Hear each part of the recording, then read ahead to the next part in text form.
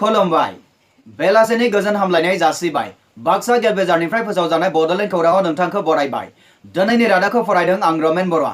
दिनैनि गाहाय रादाबफोराव दङ बाक्सा जिल्लानि बाताबारि गामियाव सोरखारजों नेवसिजानाय गामियारिफोरा गावनो लामा बानायदों। सनितपुर जिल्लानि बेलश्री गामिनि सासे आइजोआ खारखोमानानै दङ।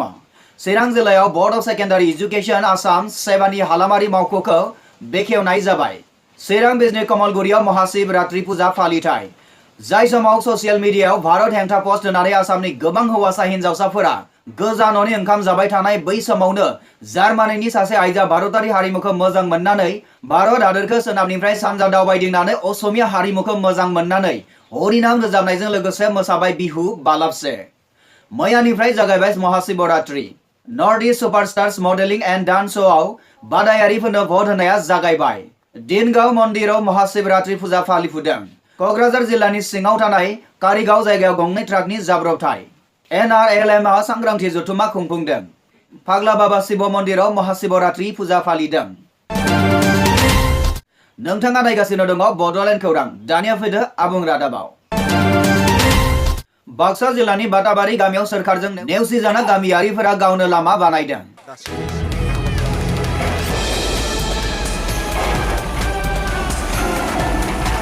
बाक्सा जिल्लानि सिङाव थानाय 63 नं LAC सापागुरिनि बेन्दोङाव थानाय सिमला पुलिस थानानि सिङाव थानाय बाताबारि बोरिमाखा गामियाव गामियारिफोरा गावनो गामिनि लामाखौ अन्थाइनि लामा बानायनानै लादों। समार रायजो खामानि मावदों नामा नोंथांमोननिया? रायजोआनो मावनाय जादों। मानि थाखाय मावदो? मानि थाखाय माने जों MLA नाव थांबाय 6-7 बारसो थांबाय। थांनानै जों बिबाबो मोनासै, लाइजाम होनो बिबाबो मोनासै। बिनि थाखाय जों रायजोआनो मावनाय जादों। सोर MLA नाव थांदोंमोन? सानेश्वर बसुमतारी। बबे समस्तिनि MLA बिथाङा? 23 नं सापागुरि समस्ति। बिथांनाव गोबां बार थांदोंमोन, नाथाय लामाखौ नोंथांमोननो मावना होआसै आरो। होआसै, बेनि थाखायथ' जों दिनैनि रायजोआ मावनो लागा जादों। हिनजावफोर हौवाफोर गासैबो लोगो नांना मावदों नङा होमबा? नंगौ। कृषक संघनि दैदेननायाव बे खामानिखौ सोरखारनि हेफाजाब नङालाबासिनो गामियारिफोरा गावनो लामाखौ बानायदों। मोनथिनो मोननाय बादिब्ला 1.5 किल'मिटार लावथायनि बे लामाखौ सोरखारा बानायना होआखै। जाउनाव गामिनि कृषक संघनि आफादगिरि आरो नेहाथारिनि दैदेननायाव लामाखौ बानायदों बेबायदि। मख'नो गोनांदि बे बारनि बिसायख'थियाव बे गामिनि सुबुंफोरा रावनोबो भट होनाय नङा। जोंनो नांगौ लामा। सानेश्वर MLA-आबो थगायबाय, बुदि बरमाबो थगायबाय, ओमफ्राय पाउलुस चेयारमेनाबो थगायबाय, आरो ओमफ्राय मार्कस चेयारमेनाबो थगायबाय। दा गोदानै खासिमारियाव महिला आइजोनि चेयारमेन जादों, इबो थगायबाय। रावखौबो नाङा जोंनो, रायजोनि लाख थाखा गाननानै होदों। सिगांनिफ्राय सोरनोथ' भट होबाय थादोंमोन नोंथांमोनालाय? फार्स्टआव MLA जानायाव जगमनखौ फाथिग्रोदोंमोन। नाथाय रायजोफोरा मोनसे सर्त होदों दि लामानि मुङाव जेसेबां खरसा जादों बेखिनि खरसाखौ सोरबा बिधायकआ होयोब्ला बै बिधायकनो भट होनाय जागोन। बे रादाबखौ जोंनिसिम दैथायहरदों बाताबारि गामिनिफ्राय सबिन कुमार बर' बिथाङा। सनितपुर जिल्लानि बेलश्री गामिनि सासे आइजोआ खारखोमानानै दङ। सनितपुर जिल्लानि सिङाव थानाय बेलश्री गामिनि मजेन्द्र मुसाहारि होननाय सासे सुबुंनि बिसि रैसुमै मुसाहारिया खारखोमानानै दङ, दासिमबो मोननाय जायाखै। मोनथिनो मोननाय बादिब्ला आइजोआ थांनाय 20 फेब्रुवारि खालाराव हरनि 10 रिंगायाव गोमादों। गोमानाय आइजोखौ नुयोब्ला 7619608938 जानबुं नम्बराव खौरां हरनो खावलायहरदों। चिरां जिल्लायाव board of secondary education Assam सेबानि हालामारि मावख'खौ बेखेवनाय जाबाय। BTC-नि उफ्रा लेङाइ गाहाय रबिनसन मुसाहारि बिथाङा बे मावख'खौ बेखेवो। मोनथिनो मोननाय बादिब्ला मेट्रिक आनजादजों सोमोन्दो थानाय जायखिजाया जेंनानि थाखाय फरायसाफोरा बे मावखुलियाव जगाजग खालामनो हागोन। गुवाहाटीयाव थानाय सेबानि गाहाय मावखुलियाव थाङालाबासिनो एडमिट कार्डआव मुंनि गोरोन्थियै सेबखांजानायफोरखौबो बे मावख'आव थांनानैनो सुद्रायनो हानाय जाबाय। बे रादाबखौ जोंनिसिम दैथायहरदों चिरांनिफ्राय मार्सेल बसुमतारी बिथाङा। चिरां बिजनी कमलगुरियाव महाशिवरात्रि फुजा फालिथाय साननैनि हाबाफारिजों गाजा गोमजायै खुंनाय जादों।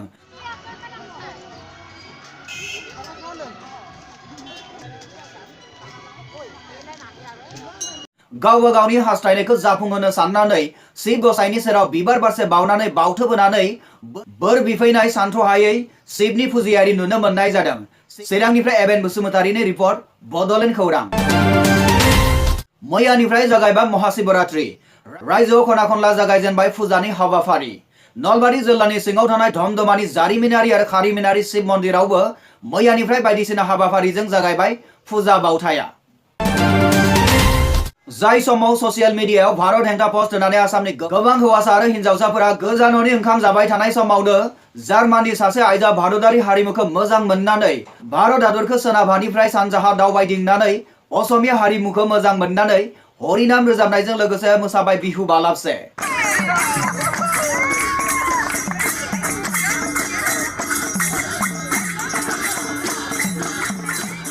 गावनि हादरनि उनावनो भारत हादरखौ मोजां मोननाय आइजोआ रबिबाराव मोनाबिलियाव धमधमानि बालितारायाव नुजाथिफैयो। जार्मानि आइजोआ ब्रैथि खेबनि थाखाय भारत दावबायदिंनो फैनानै धमधमा बालितारानि भकत सुबाय आयतिफोरजों लोगोसे हरिनाम रोजाबनायजों लोगोसे मोसाखावरिफोरजों बालाबसे बिहु मोसाग्लाङो। आसामनि साहा बागिसाखौ जर'खायै मोजां मोननाय दावबायदिङारिखौ आसामनि हारिमुआ जोबोद गोजोनग्लाय होयो होननानै बुङो बिथाङा। दावबायारि बिथाङा साहा बिदैनि स्वाद लानानै मोजां मोनो होननानै फोरमायदों। I like especially the northeast. I like Assam. I was in Nagaland, Manipur, Mizoram, and then came back to Assam.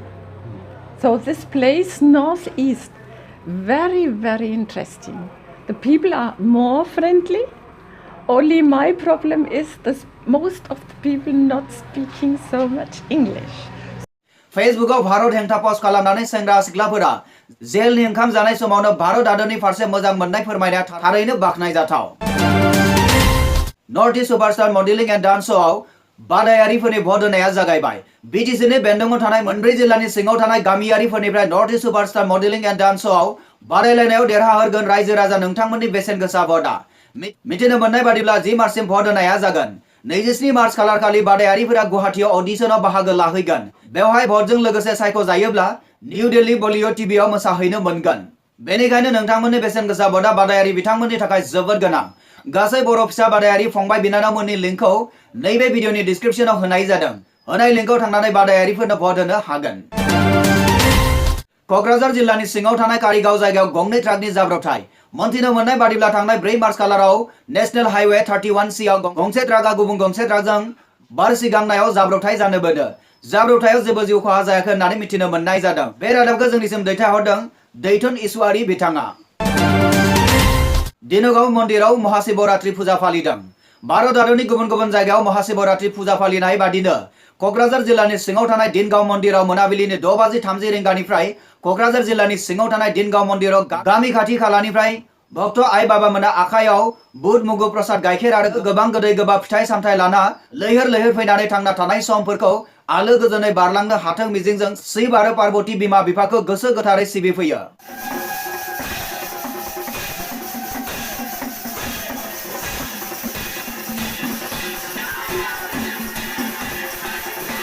खौरांगिरिजों मोगा-मोगि जानाय समाव दिनगाव गामिनि कृष्ण चन्द्र नाथ बिथाङा बे फोरबोखौ भारत हादरनि गासैबो रायजो राजाफोरा सुबुंखान्थियै थांनानै थानो हाथों आसा फारिनानै बे फुजा फोरबोखौ गाजा गोमजायै फालिफुदों होननानै फोरमायो।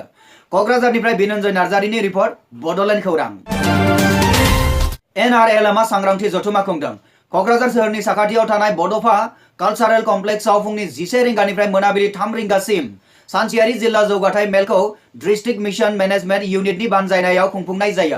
बे मेलनि गेजेरजों जिल्लानि सिङाव थानाय माखासे गोरिब नखरनि आंखालनि जाउनाव लेखा फरा फरायफुनो राहा मोनै जाउनाव बेखार थानांनाय सेंग्रा सिख्लाफोरनि इयुन जिउखौ नायनानै बिथांमोननि बेखार जेंनाखौ फोजोबस्रांनो बेसेन नाङै गासै 7था सोलोंथाइ बिफाननि गेजेरजों हादाबनां सोलोंथाइ फोरोंनाय बादिनो क'क्राझार सोहोरनि साखाथियाव थानाय आमगुरि गामियावबो हस्पिटेलिटी मेनेजमेन्ट कर्स एबा फुड एन्ड बेभारेजखौ 6 दाननि बेसेन नाङै सोलोंथाइ जागायनानै होदों। बे सोलोंथाइनि गेजेरजों माखासे उन्दैसाफोरा बेखार जेंनानिफ्राय आरोग्य मोनदों होननानै माखासे भिजुएलनि गेजेरजों फोरमायो। बे मेलाव क'क्राझार सोहोरनि सिङाव थानाय दाब गामिनिफ्राय जोथोनगिरि आरो सोलोंसाफोरा बाहागो लाफैनानै मेलखौ मेहेरगोनां खालामफैदोंमोन। बे मेलजोंनो सोमोन्दो गोनां बिथां डिस्ट्रिक्ट प्रग्राम मेनेजार बिचित्र बिजन नार्जारिया खौरांगिरिफोरजों मोगा-मोगि जानाय समाव फोरमायो दि बे प्रग्रामनि गेजेरजों सांग्रांथि लाबोनो हादों आरो बेखार जेंनानिफ्राय एसेब्लाबो रेजें जादों होननानै फोरमायो। এটা আগতে 50,000 দিয়া হয় আৰু সেইখিনি হিয়তো এটা ফান্ড এইখিনি কিন্তু গ্ৰাম্য সংগঠনক দিয়া হয়। গ্ৰাম্য সংগঠনৰ পৰা আপোনাৰ SHGক দিয়া হয়। SHG আকৌ সেইটো আপোনাৰ সদস্যবিলাকক লোন হিচাপে ব্যৱহাৰ কৰে। क'क्राझारनिफ्राय बिनन्जय नार्जारिनि रिपर्ट, बड'लेण्ड खौरां। बेजों लोगोसे दिनैनि रादाबाबो एसेनोसै। गोजोन्थों।